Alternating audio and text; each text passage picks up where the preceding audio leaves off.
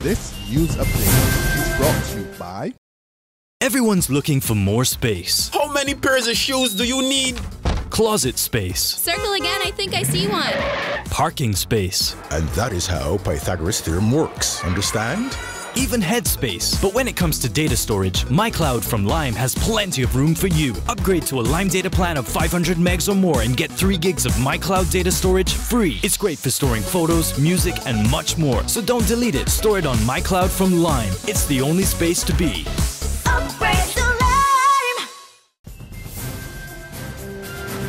Welcome to the Barbados Day Afternoon Update. It's Thursday, January 22nd, 2015. I'm Kamar Jordan. We begin with breaking news at this hour. Police and other emergency officials are on the scene of an apparent electrocution in Wildey, St. Michael. Our reporter Marlon Madden is on the scene, and he reports that Defense Force, Fire Service, and Light and Power technicians were among the first responders.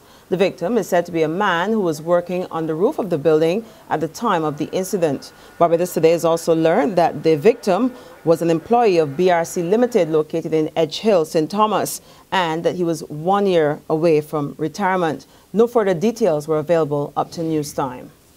Meantime, an elderly Christchurch man is this island's first road fatality for 2015. 76-year-old Dennis Wentworth Linton of Barracks Hill, Christchurch, died last night at the Queen Elizabeth Hospital after the car he was driving collided with a truck at the junction of Bennett's and Sandy Lane, St. James. The truck was driven by 51-year-old James Boyce of Kingsland, Christchurch. Wentworth Linton was trapped in his car and had to be pulled out by members of the Barbados Fire Service following the accident, which occurred around 3 p.m. yesterday. A 25-year-old St. Joseph man is now in stable condition at the Queen Elizabeth Hospital following a shooting incident at Joes River. Sherlin Cumberbatch was shot several times about his torso sometime around 4:15 yesterday afternoon. Police believe the shooting was a result of an earlier dispute. Investigations are continuing. In other news, a Jamaican woman appeared in court this morning charged with committing serious bodily harm. 25-year-old Kirion Kelly of Bakers Road, Haggard Hall, St. Michael, appeared in the District A Magistrates Court before Magistrate Douglas Frederick and was remanded to jail until February 19 after she surrendered to police on Monday following a vicious attack on another woman. In other court developments, Barbadian Rihanna will be singing all the way to the bank following a big win against British high street giant Topshop. Rihanna sued Topshop's parent company, Arcadia, for $5 million after it sold its sleeveless T-shirts bearing her name without her permission. Back in 2013, a high court judge ruled in Rihanna's favor on the grounds that consumers would buy the item on the false belief that Rihanna had approved it. Topshop appealed the ruling, arguing that it was wrong to assume that only a celebrity may ever market his or her own image. But 3 appeal court judges disagreed and upheld the ruling of the High Court. They, however, made it clear that the ruling does not necessarily open the floodgates to similar claims.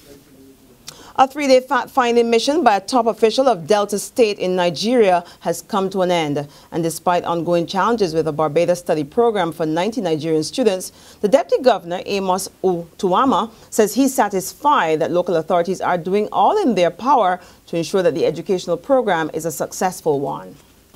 I believe we're on course.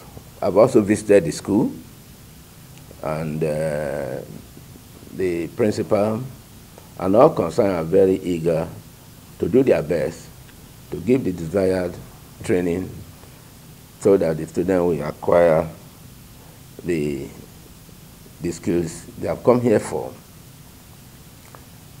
I have no doubt that with the support of all, particularly the government and people of Barbados, as they have demonstrated, and even the press, this important initiative that we have taken will bear fruits of abundance for all of us. At the same time, the Barbados government's liaison officer for the 9-month project, Derek Murray, says he's happy with the progress being made so far in getting the students settled. I visited the students on the first day at community college. They appeared settled and anxious to get on with their work. I'm certain that they're benefiting from the energy of being in the school setting that has restarted because, as you're aware, the other students from community college, the Barbadian students, and other foreign students will be there already settling in. And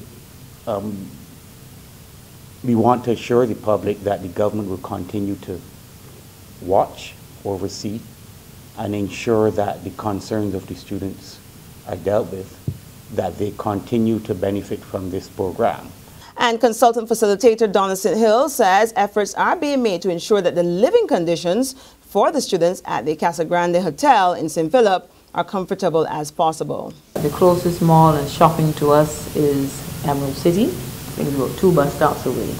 So that they wouldn't have to do that, she's making a little tuck shop on the premises. They can do their telephone top-up cards, buy little stationery and food and snacks and some small things. So we think that will make a lot of difference, and we're looking forward to seeing that open in the next days or so.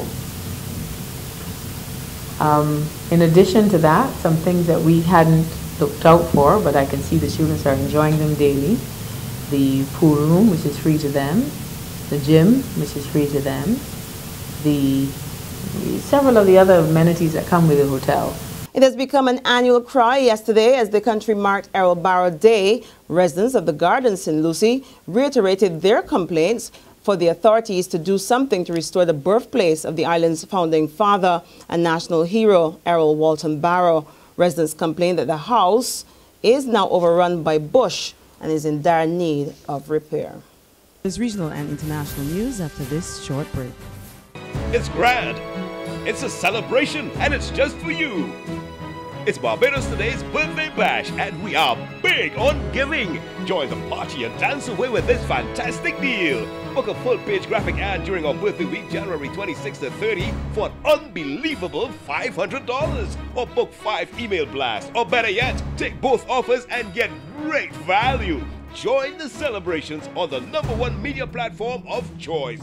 RSVP with our Barbados Today birthday team or Misa and Tamisha at 417-1000. Let's get this party started. Secure your future, be financially strong. Since 1983, we have been there for you. A smart range of products, great tax benefits. We're the solution to your hopes and your dreams. The Barbados Workers Union Cooperative Credit Union. The Barbados Workers Union Cooperative Credit Union. Humble beginnings to smart loans, smart savings. Save smart and borrow smarter. That's the move for me. Stability, prosperity. We're the solution to your hopes and your dreams. The Barbados Workers Union Cooperative Credit Union. The Barbados Workers Union Cooperative Credit Union. To news from the region now, Jamaica, where bodies of American real estate executive Larry Glazer and his wife Jane have been recovered 4 months after their plane crashed. According to the Jamaica Civil Aviation Authority, their remains as well as the wreckage was recovered from the seabed 19 nautical miles north of Port Antonio. Authorities have been searching for the single engine 7-seater plane since it went down September 5 last year.